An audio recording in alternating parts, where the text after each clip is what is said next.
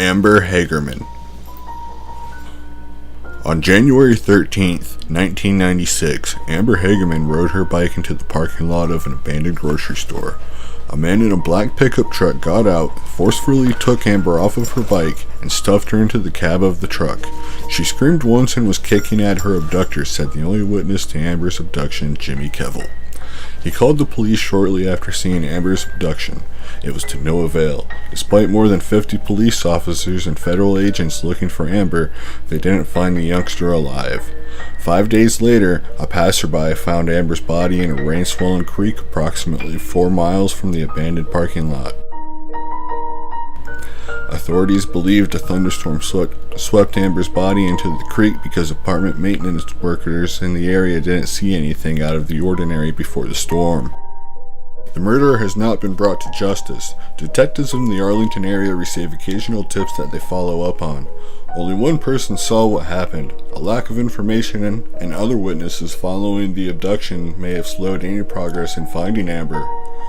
Shortly after Amber's funeral, Diane Simone, a mom herself, called into a local radio station. She had an idea.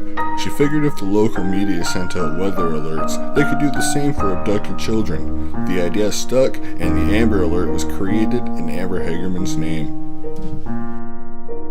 Jeannie Quinn. Jeannie Quinn was reported missing by family members to police on April 16, 2018, after her family had not heard from her in a few days. The next day, her body was found in a field in Abilene, Texas.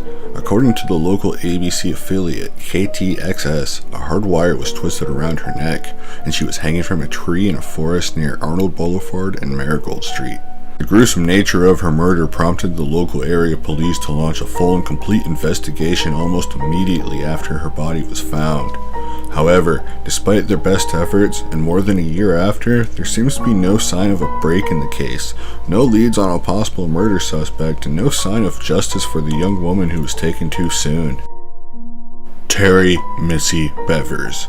On the morning of April 18, 2016, in Midlothian, Texas, a 45-year-old mother of three and fitness instructor Terri Bevers, who goes by Missy, was found dead by her students arriving for a Camp Gladiator class she was going to be teaching at the local church her body was found at. The church had many broken doors and windows, and Missy's cause of death was multiple puncture wounds on her head and chest. Nothing from the church was stolen, and Missy still had her wedding ring on. Luckily for the investigation, the church where the murder occurred had cameras set up inside. While the cameras did not exactly catch the murder, it did capture this chilling video of the suspect. The video shows a suspect wearing police gear and walking through the church. They broke windows and were seen searching indoors. The police gear looks pretty realistic, however, it very well could have been some sort of costume. The suspect also wears a helmet, making it impossible to determine a race or gender of the person. They carry some tools and at some point in the video seem to be swinging a tool at something. The suspect as seen from the video looks to be around 5'4" to 5'7". Another important thing to note about this video is that the suspect seems to have a limp or some sort of weird walk. This could have been due to physical impairment or the fact that the tactical gear the suspect was wearing was too large and causing this funny looking walk. Missy was seen entering the building around 4:30 a.m. and walking towards the direction of the suspect, and then neither Missy nor the suspect were seen on camera again.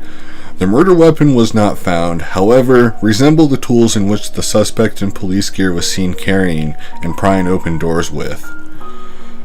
Missy and her husband, Brandon, were having financial and marital problems.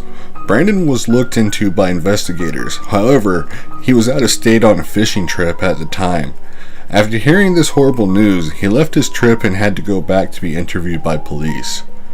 Brandon's father, Randy, who has a similar walk and build to the suspect, was also looked into by police after a local dry cleaner had reported him for bringing in a white t-shirt covered in blood. Aside from the fact that Randy was also out of state in California, he has since been cleared after the forensic test on the shirt came back showing that the blood belonged to a dog. Bobby Wayne Henry, another person of interest, was working security at Missy's memorial service. Bobby has a background in the police and military, and at least 2 women have accused him with rape allegations. He was charged for the possession of child pornography and questioned about his possible ties to Missy. A top forensic podiatrist that L.E. brought in could clear everyone in Missy's life except for Bobby Wayne Henry. He was the only suspect or person of interest that was not eliminated via gate. However, Bobby stands at 6'1", and the suspect in the security surveillance is estimated to stand no more than 5'7". After months in jail, Bobby has since been cleared of Missy's murder and has been released. 3 years later, and Missy's killer has still not been found. Belinda Temple. Belinda Temple was a pregnant mother and teacher who was found shot to death in her Texas home 20 years ago.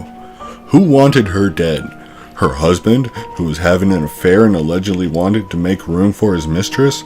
A student who was angry with her? A still unknown perpetrator who may have broken into the residence?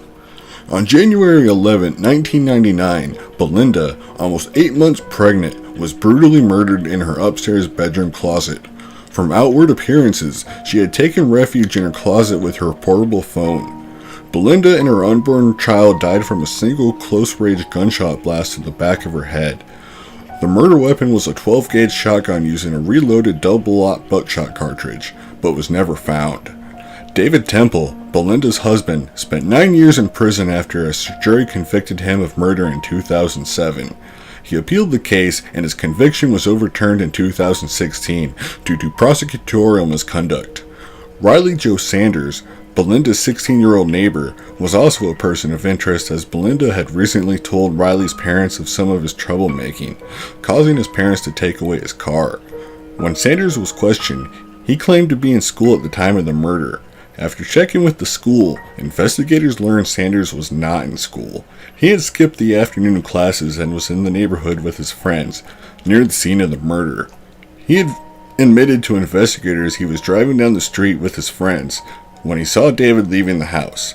He gave 7 different statements to investigators and showed deception on 3 separate HCSO polygraphs. Investigators continued their focus on Sanders and learned that 4 days prior to the murder, he had taken his father's 12-gauge single-shot shotgun without permission. Sanders gave the shotgun to Cody Ellis prior to Belinda's murder and asked Cody to hide it for him. Cody took the shotgun home and hid it under his bed. The Sanders 12-gauge shotgun with a spent round in the chamber was recovered by HCSO, but no report was made. The spent round was from a reloaded double-aught buckshot. Due to the absence of a recovery report, it is unclear how HCSO came to possess the weapon. Investigators also found that shortly after the murder, Sanders called his girlfriend crying because his neighbor had been shot. Even though police were on the scene when that call was made, it is unknown how Sanders would have known Belinda had been shot. Fred and Edwina Rogers. On June 23, 1965, Houston, Texas police officers received a call to perform a welfare check on 81-year-old Fred Rogers and 79-year-old Edwina Rogers. It wasn't until investigators discovered their severed heads inside of a crisper bin in the fridge of their home that they realized they weren't witnessing a freshly slaughtered hog like they initially believed. After discovering their bodies, their 43-year-old live-in son Charles became their main suspect. Despite living with his parents, they rarely saw him and were even unsure of what he did for work. Investigators soon discovered the man's colorful past and his involvement with the CIA and foreign relations. After autopsies were performed on Fred and Edwina, the coroner discovered that Edwina was savagely beaten before being shot in the head execution style, while the more sadistic killing was saved for Fred, who was beaten to death with a hammer before his eyes were gouged out and his genitals were removed. Investigators all agreed that this crime was one of passion and was committed by someone with a strong emotional tie to the victims. To this day, Charles Rogers is still missing. Investigators believe he fled to either Mexico or Central America to live out his days. There are rumors that Charles was murdered in Honduras by men he hired to help him excavate a gold mine, but these claims have never been substantiated.